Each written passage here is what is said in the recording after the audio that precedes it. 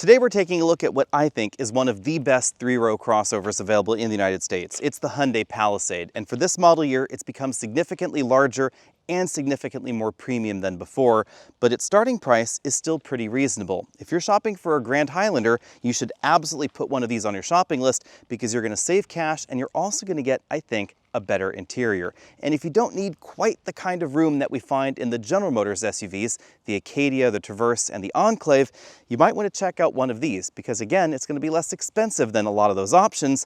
And I think the interior is nicer while giving you almost the same amount of room. Today I'm out here because I have been able to now spend a week in the Palisade, and Travis has actually been out here as well. So let's talk about why you might want to get the Palisade and why you might want to get one of the other options.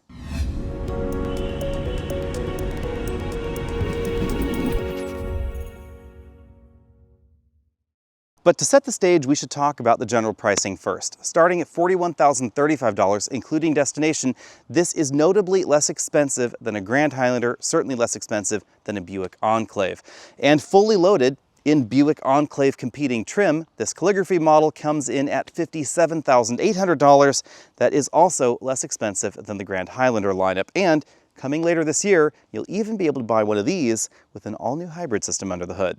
So Travis, what do you think about the updated design on the Palisade? Well, it is very different than the outgoing model. They pretty much seem to have basically gotten rid of every single curved angle. This is a lot more boxy, squared out, maybe even a little bit sharp, especially across the grille. Yeah, it's like a Gillette multi-blade grill here. This is what I think everybody's afraid of the Brazers turning into. It's like a 20-slot grill right there. Yeah. And the other thing I noticed is that the front end is really quite a bit more upright and boxy than before. That hood's really tall. Yeah, this whole thing is really squared out, very rectangular. It's not just the grill, like you said, it's the rest of this front end. But I think it works. I think it also has a more luxurious feel than the outgoing design did. But I have to say, one of the most absurd things I've ever seen is not the grill. It's this enormous turn signal. That's like the biggest turn signal I think I've ever seen. I don't know if anyone's ever made a bigger turn signal, but if anyone tells you that they didn't see your turn signal on, they are full of it. Yeah, it's interesting. This generation is a new generation. I mean, after only being on sale for a few years, they decided to completely redesign this with a bigger body, longer wheelbase, still really tall roofline, which gives us fantastic legroom on the inside. And you know, kind of honestly a mini Land Rover-y kind of vibe, I think. You know, in a best way, I think from B-pillar back, it looks a lot like the Santa Fe, which has gotten very tall in this generation. I think the front end is more attractive and the rear is, but yeah, this definitely is stepping up as far as the overall design. And it's funny that you mentioned the Hyundai Santa Fe because Hyundai now has two three-row SUVs in this and the Santa Fe, but not only do they have a different vibe, the Santa Fe, even though it's really boxy, is actually quite a bit shorter than this. Yeah, that's sort of 2.5 row versus a full 3-row sort of layout. They do actually have a third 3-row, but that one is fully electric. You'll find that over in the Ioniq 9. And this doesn't seem to share much with that Ioniq 9, so it's unique to have two of those in the same roughly size category, but still very different design languages. Yeah, I did forget about the Ioniq 9 there for just a second. The taillights, those are huge, but the turn signal not quite as big. It's just these little LED dotlets right there. Much more subtle. Yeah. Yeah, let's check out under the hood. I'll let you pop the hood because under here, it's kind of funny actually. We have an engine downsizing situation for 2026. So they went from a 3.8 liter V6 to a 3.5 liter V6. If I could find that little latch, maybe I'll let you do that. But when you open the hood, you'll notice the engine, it's actually quite a ways down there in the engine compartment. And that just really gives you an idea of where they were going with the style. They really wanted to give this that boxy, bulbous front end look. Yeah, there's a lot of extra room here, but honestly, a surprisingly low amount of power. Not that this is anemic, but it's well under 300 horsepower. Yeah, 287 ponies, 260 pound-feet of torque. If you want more, you want the upcoming hybrid system, which is a novel one, because it contains Hyundai's 2.5 liter turbo 4-cylinder from some of their other models, a re-engineered 6-speed automatic transmission from their other hybrids, and everything together gives you almost 330 horsepower. And they're saying 32 to 33 miles per gallon for the front-wheel drive model. And if I'm looking at a Palisade, it's that hybrid one that I want for sure. The question will be about pricing, but I guess we have to wait on that one. Yeah, fuel economy here is 20 to 21 miles per gallon. In most trims, 19 miles per gallon if you get the new XRT trim. We do have hood struts there rather than the prop rod, which is something I appreciate. We don't have, however, official EPA numbers for that hybrid yet. But we're going to be driving it soon though, right? Yeah, should be coming up here in November, I think. Yeah, November. So let's take a look at the inside because that is a key area where the Palisade sets itself apart from the competition, not just because of this really bright interior, I'll let you go ahead and start up that air conditioning because it is kind of toasty out here in the Yes. forest today. And that's the first thing you'll notice is the engine start-stop button. That's over there on the shifter stock because they borrowed the shifter from their EV lineup. Yeah, and it does, I don't know, it all comes together pretty nicely and gives you a lot of extra space. This is not the largest interior, not the largest exterior you'll find in the category. So as much as you can shrink things to give more room is a good thing. But lots of headroom going on there. Yep. I also really love this dashboard design. It is very, very stylized though. So I could see a lot of people really hating this. What do you think? I mean, it has this really interesting wraparound section that I could see maybe some people hitting their knees on, although I never had that problem. Yeah, I think on first glance, it might seem a bit bulbous, but actually once you're in here, honestly, especially because it goes dark to light, it feels very open. And my big concern was what this is gonna feel like for the driver, but the dashboard actually sits really low comparatively. So it's not like you're staring at this the whole time. It all does blend in pretty well. And I love this little insert here. Yeah, this is an imitation wood insert, but it looks like open pore wood and it feels like open pore wood because they really gave it a lot of texture. I don't know if you can hear that, but it's kind of an interesting touch. We then have a bin style glove compartment down there, easy to use air vents right there on the dashboard.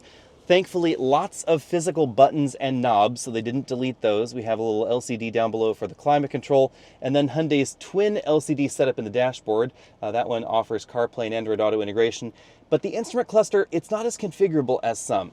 And one thing we do get on the screen is going to be this display. That's when you turn on your turn signal, it shows you the camera view of your blind spot, both left and right. It switches from side to side. That's something you don't find in most other vehicles. Yeah, I do find that kind of handy. Now down here we have sort of a floating center console design, more of that imitation wood. Thankfully, very little shiny black plastic in this interior. 100-watt USB-C charge ports, big Qi wireless charging mat. There you can see the storage bin below that area with the 12-volt power port and some extra little storage nooks and crannies. We then get a bifold opening center armrest there with UVC sterilization, have USB on my brain, and pretty adjustable seats. Although, interestingly, the passenger seat's not as adjustable as the driver's seat. We still have the ottoman, which is kind of cool, but we don't have four-way lumbar or the inflatable bolsters.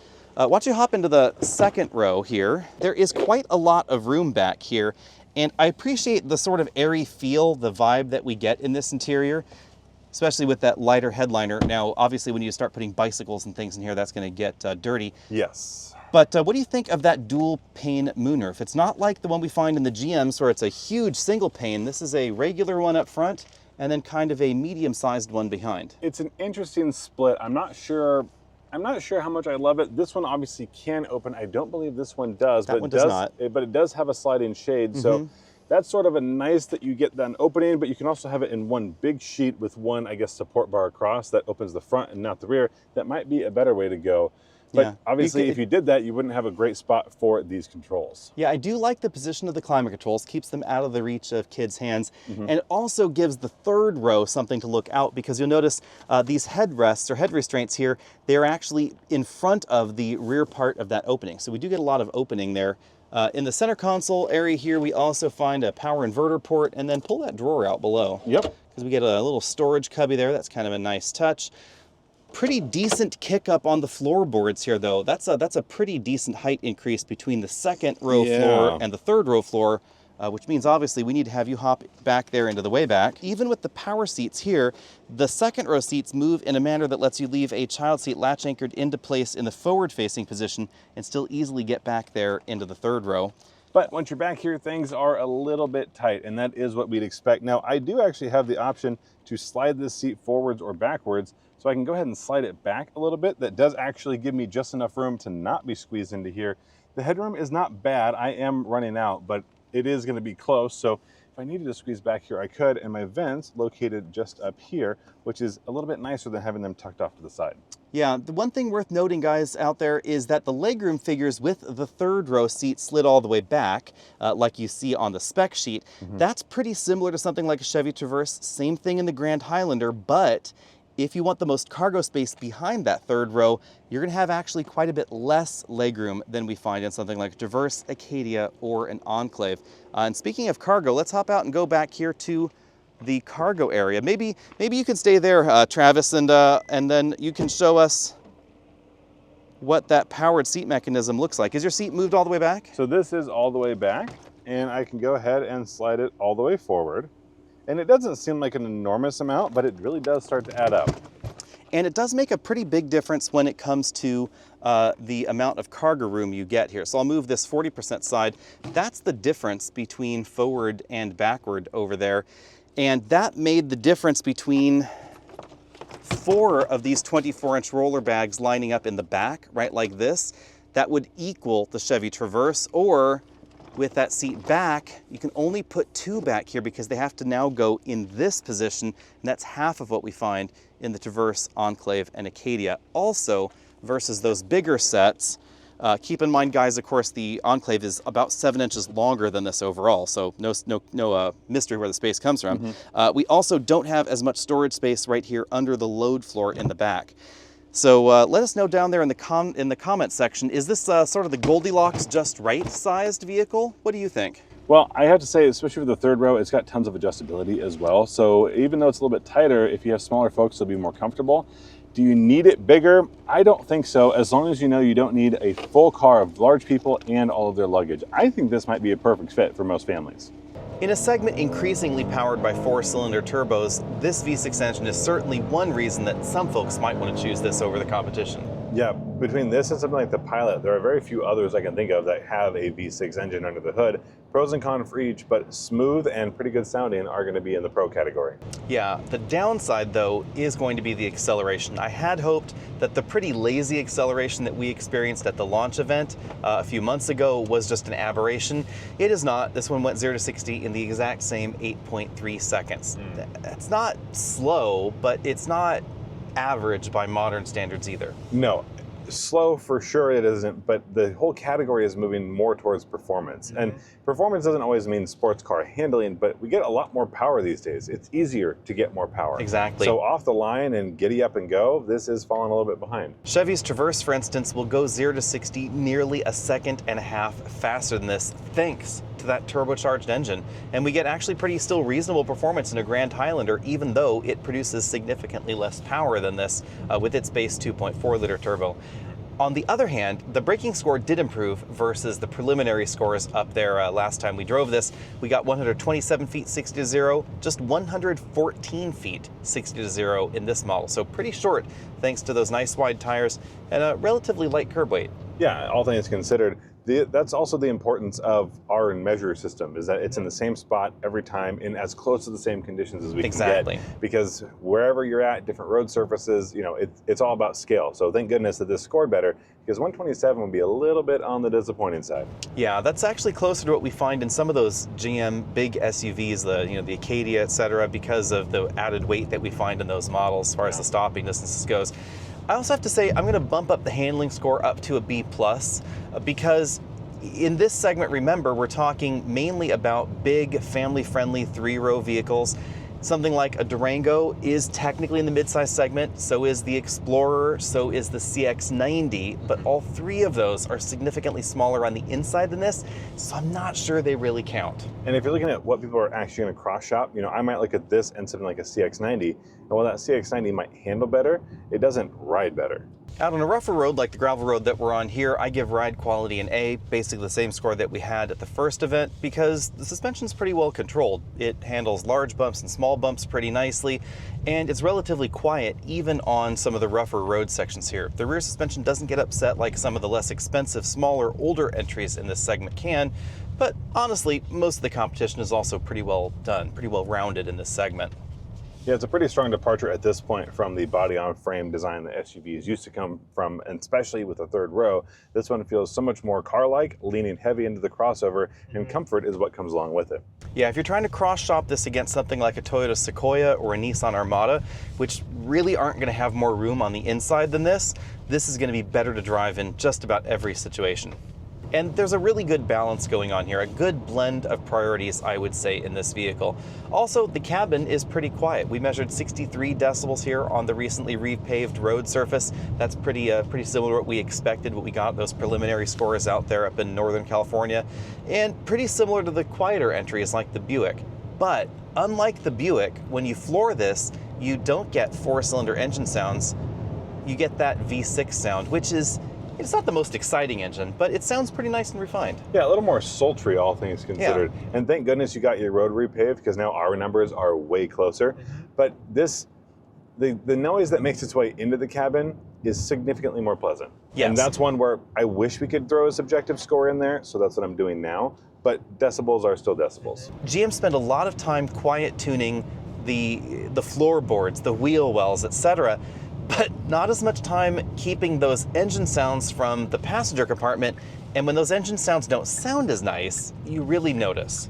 Fuel economy, that is, of course, going to be below something like a Grand Highlander hybrid. We've been averaging 20.5 miles per gallon in here, basically the same that we got at the drive event, 19.8 up there. Yeah. You know, if you want better fuel economy, you're going to need to look at the hybrid options. But there are, oddly enough, not as many hybrid options as there have been in the past, because Ford actually killed off the hybrid Explorer. GM has hybrid options in China, but none in that three-row segment in the US.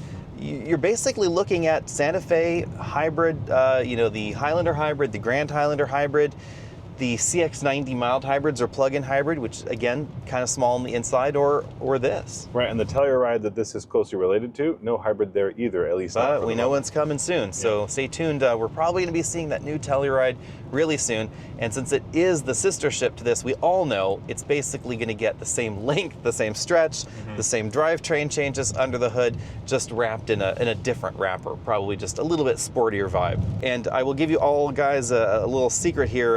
That hybrid system has been on sale in Korea for a while now. So if you want to know some information, if you want to know how it drives and you want to convert some of those metric fuel economy numbers to EPA fuel economy numbers, you can just tootle on over to some of those early reviews of the Palisade hybrid in Korea and have a really good idea of what we're going to be driving coming November. But bottom line, out on the road, this checks a lot of the right boxes, and it's such a nice place to spend your time. What I think really surprised me about this, and has continued my disappointment on the Lexus TX, I hate to harp on that one again, but is that the interior in the Lexus, which should be a step above a Hyundai, is really just not. When it comes down to the actual materials, it might be nicer. But if it doesn't I don't even know if I would go that far. But if it doesn't feel like it, it doesn't matter. Yeah. And this just feels so much more unique, so much more welcoming and inviting and warm, even though we've got really light colors in here.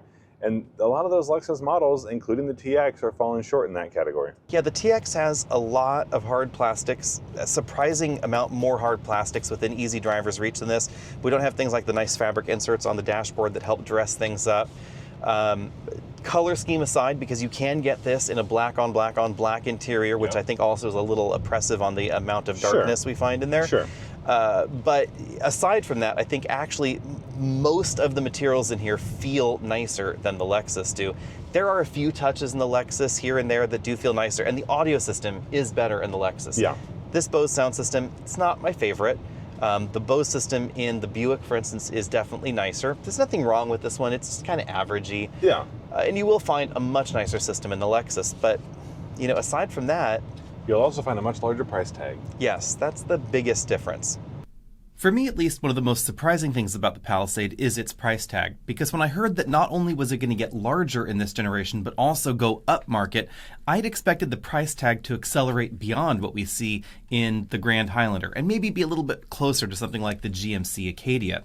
But instead, it's actually less expensive than the Traverse, or, importantly, that Grand Highlander as well, starting at $41,035, including destination. That's not a huge delta between it and the Grand Highlander. It's only about $1,800, but it is still a differentiator, and you're probably going to get a slightly better deal on the Palisade than you will on that Grand Highlander. It seems like dealers are a little bit better willing to haggle. Now, speaking of haggling, obviously, the GMC, the Chevy, and the Buick are definitely going to have more cash in the hood, likely dropping their base price actually below what we see in the new Hyundai Palisade.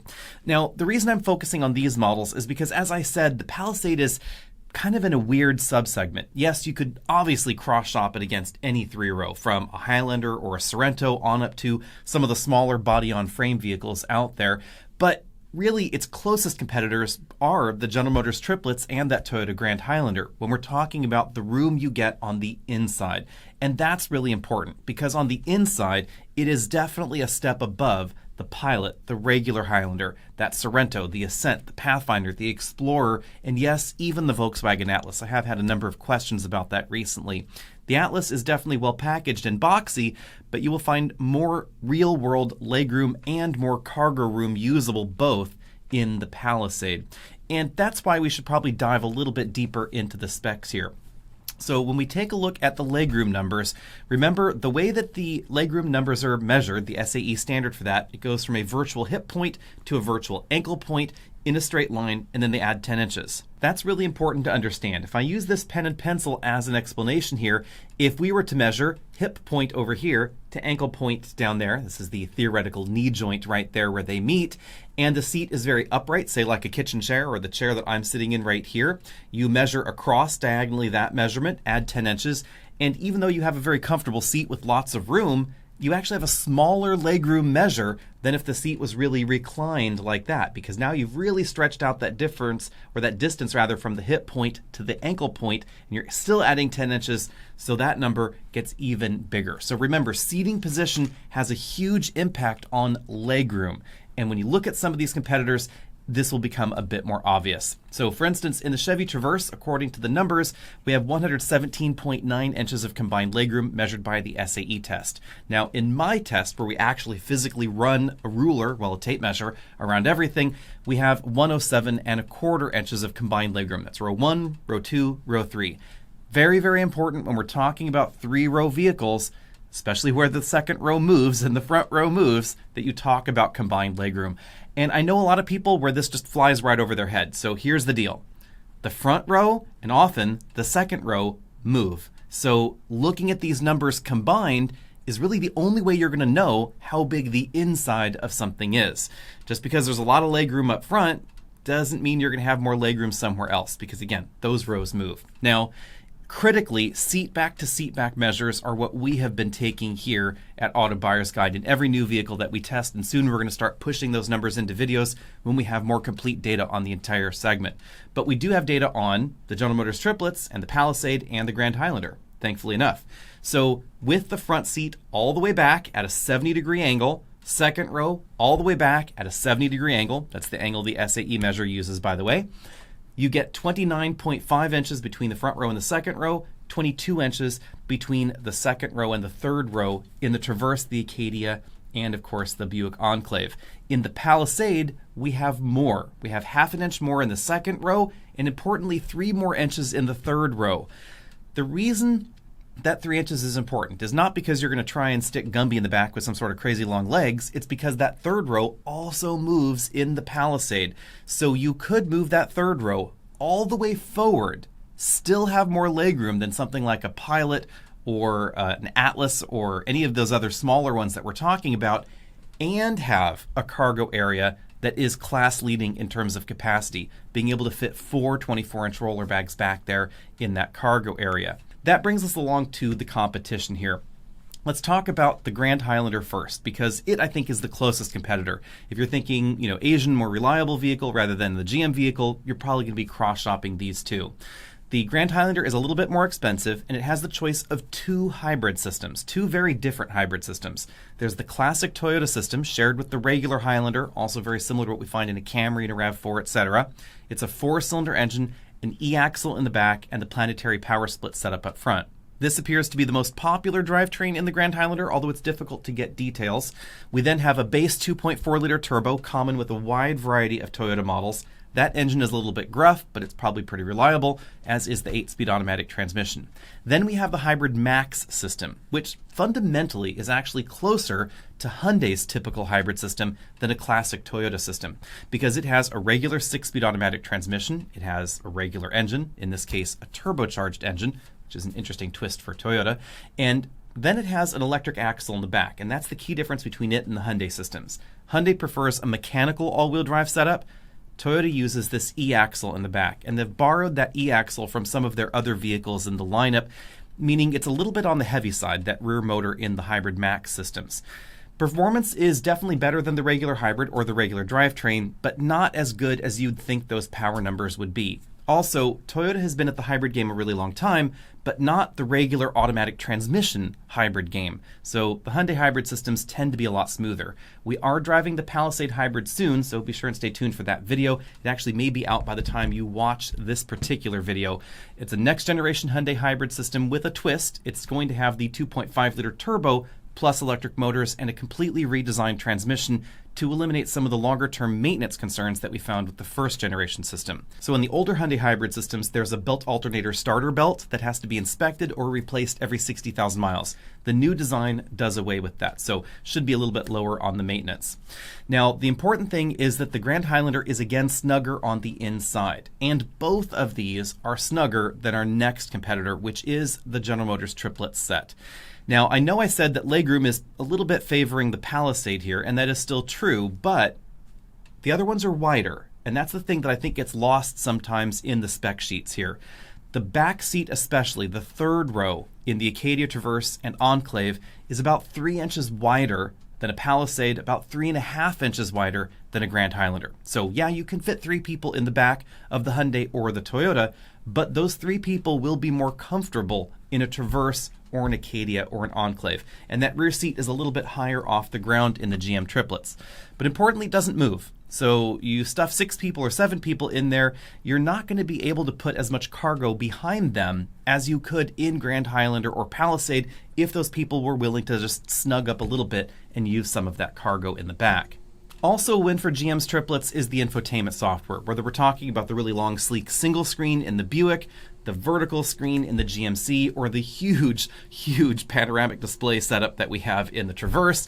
I think the software is done really well, especially if you love smartphone integration, CarPlay or Android Auto. Those screens are big, they're easy to use, and the Google integration also, I think, really makes that software. I like it more than the software we find in the Hyundai, and definitely more than the software that we find in the Toyota at the time. I think actually it's one of the better software packages in this segment, both from an aesthetic perspective, at least that's my personal aesthetic, a differentiation perspective where the 3 vehicles actually look a little bit different in terms of the way the software is skinned, and just the size of that smartphone projection, especially in the GMC and in the Chevy. The downside to those big screens, worth knowing, is that these are not OLED displays in the GMC and in the Chevy. And what that means is an LCD has a big backlight. So everything coming through there is lit by this backlight behind, and then the liquid crystal display is actually what's giving you the colors from that white light behind. When the display turns black, it's basically twisting the crystals to try and block off some of that light, but you're always going to have that backlight on, and you're going to have bright blacks, for lack of a better phrase, at night.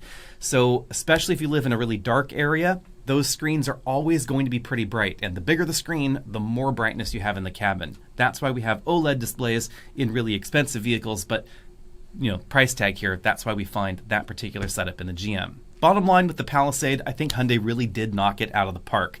Styling aside, because style is definitely a very personal preference, if you don't like the style of the Palisade, obviously cross it off your shopping list. But if you're okay with the style, I think the rest of the Palisade really has the bones to back it up. The one key area that's lacking is performance. The base V6, it sounds nice, but it is definitely on the slow side, and I'm hoping that the new hybrid solves that.